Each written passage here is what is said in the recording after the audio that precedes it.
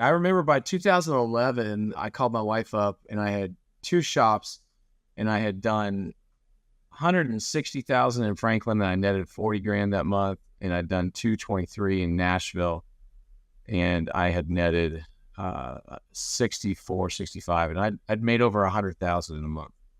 And I called my wife up and I said, babe, you're not going to believe this. She said, well, I said, we just made over 100 grand. She's like, we haven't been doing that a couple of years. And I said, in a month. And I was freaking out. Like, I'm a couple years out of the trailer, I'm like losing my mind.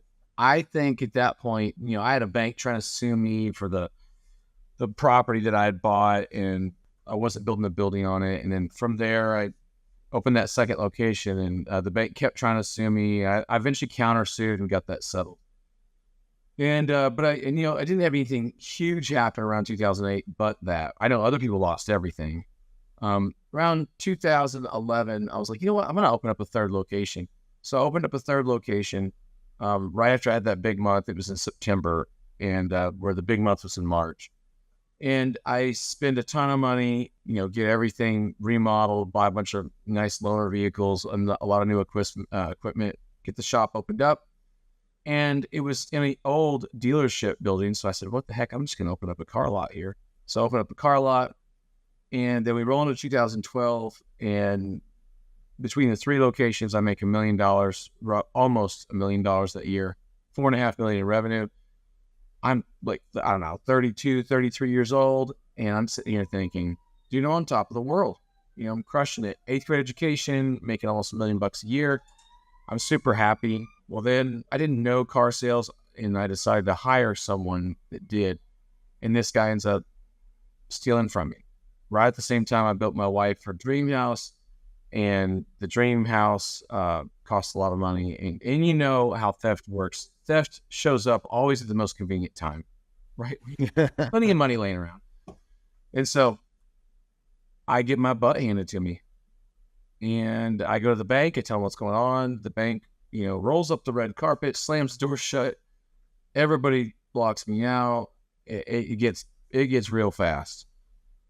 Long story short, between 2012 when this man stole from me to 2015, I ended up $5.5 million in the hole. The original theft in the money that it took to close the car lot was about $1.4 million, like $1.375. But the original theft itself was $675, and I went and I borrowed another $500,000. Had I done the math, the original theft and the decisions he had made to put the car lot in the position it was in was probably around $1.1 million, $1.2 million, but then it cost me like a couple $100,000 to shut it. And so that money hitting all being due at once, I went and I took out loans. I, didn't pay vendors, etc. And interest and fees started piling up. And my bookkeeper didn't pay my 941 payroll tax payments and didn't tell me. And I didn't understand balance sheets. I understood P&Ls at that point. And all I saw was everything was getting better on my balance sheet. And I was like, man, no one's squealing. Well, she had just stopped entering in anything for payroll taxes. And she kept thinking, I'll catch it up next week. And to her credit, she was trying to shield me. But, it's $839,000, if I remember the number right. And the fees and penalties were another $800,000. So all of a sudden, all of these things started snowballing. I owed the state of Tennessee. I owed everyone. When I got stolen from, I had the FBI, the TBI, Tennessee Bureau of Investigation, the Tennessee Highway Patrol, the Murfreesboro Police Department, and I think it was a state trooper. I can't remember. There's 5 or 6 of them in there. And, the IRS. I asked the IRS, he just said, why are you here? And he goes, because you would have made money and paid taxes. I said, you guys get me on the way up and on the way down. I just couldn't believe it. And so here I am, trying to be a, baller, make it happen. And I get thrown on my face. And that 3 years was awful. And then it continued to be awful through 15 and 16. It was just less awful. But, from like 2012 to 2015, it was brutal.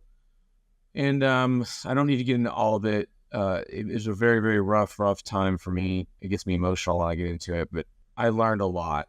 And anybody who's ever had tremendous financial stress, it overcomes and overwhelms your body to a point where you feel it physically, like it just takes everything out of you.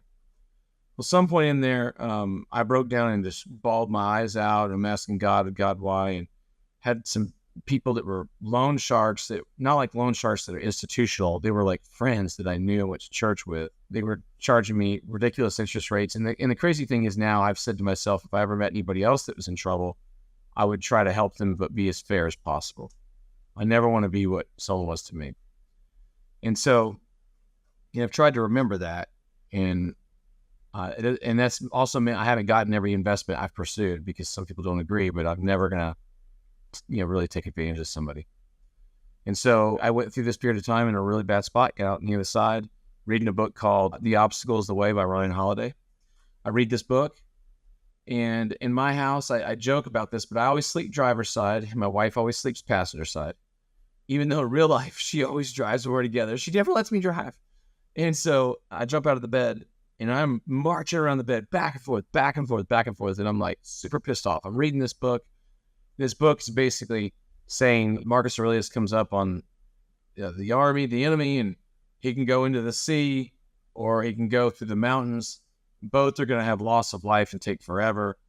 Or he can go right through the obstacle, which is the army. The obstacle is the way. And I kept trying to borrow my way out of the spot. I kept trying to get SBA loans and all this stuff, and none of it was working. I was so frustrated, so angry. I just couldn't find a way out. But I wasn't doing anything. I was just living it, surviving. I want to focus on that. I kept trying to borrow my way out, not earn my way out.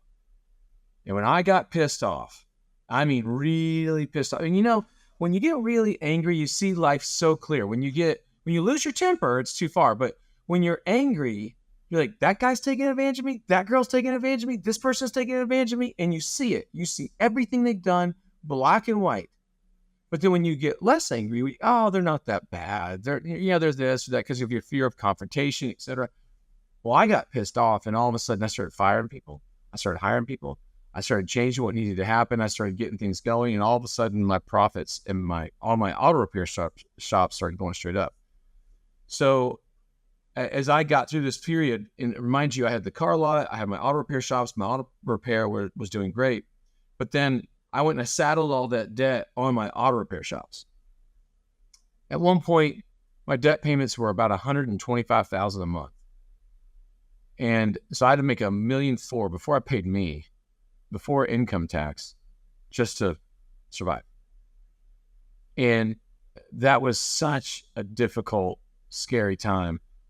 We got through it, got it all paid off, but that scarred me. And so now I have courses on balance sheets and P&Ls, and I have an 8th grade education to get trade school credits, which is ridiculous. I have never even been to a trade school in my life.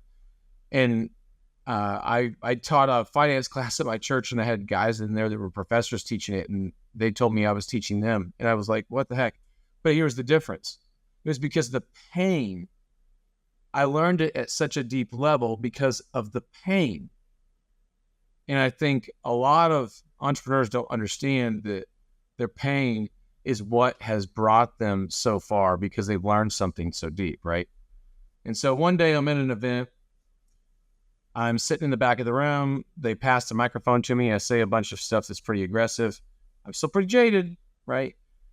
Some people come up to me after the event. I'm afraid they're going to kick me out. And they start asking me all these questions. And they're like, dude, you know more than the trainer? I'm like, no, I don't. And I just try to get out of there. Well, this one guy keeps chasing me, talking to me. And one day he just says, what would you charge me to work with me for the summer? And I was like, I don't know, 10 grand. And my wife was like, don't be mean, tell him 7. So I tell him 7, and he immediately texts me the front of his credit card, the back of his credit card, and his billing address. And I'm like blown away. I didn't know what to do with it. My wife did, though. She told me to run it. So thanks for listening to the Franchise Secrets podcast. Links to everything can be found over at franchisesecrets.com. And if you want my help with anything from starting your own franchise to growing your current franchise business, please visit scalablefranchise.com.